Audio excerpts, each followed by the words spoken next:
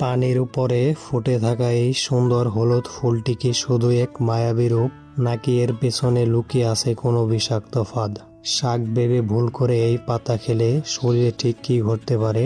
দেখতে কচুরি পানার মতো হলেও কেন কৃষকরা একে দেখলে আঁতকে ওঠেন?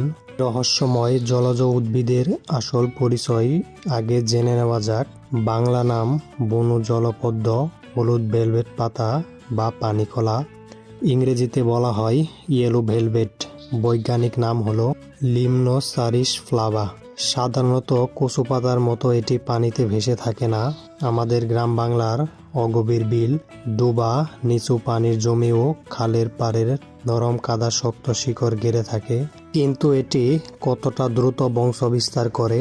অনুকূল রোদ আর জমে থাকা পানির পেলে বীজ থেকে অঙ্কুরোদ্গমের পর মাত্র 60 থেকে 90 দিনের মধ্যে এটি পুরো এলাকা দখল করে ফেলে এবং ফুল হলুদ ফোটা শুরু করে।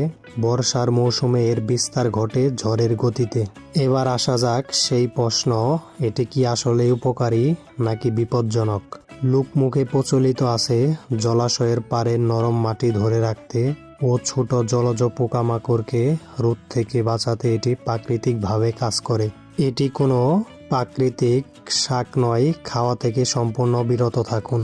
দেখতে কচু শাকের মতো হলেও এটি কোনো খাওয়ার উপযোগী উদ্ভিদ নয়। ভুলবশত শাক ভেবে এটি খেলে মারাত্মক পেটের অসুখ ও বিষক্রিয়া হতে পারে।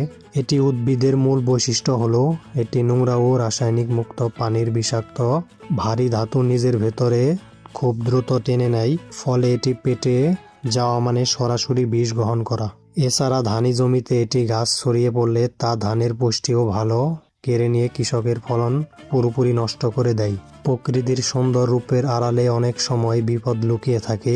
আপনার এলাকায় কি এই ধরনের ফুলের গাছটি দেখেছেন? স্থানীয় ভাষায় একে বলা হয় তা কমেন্টে জানাবেন।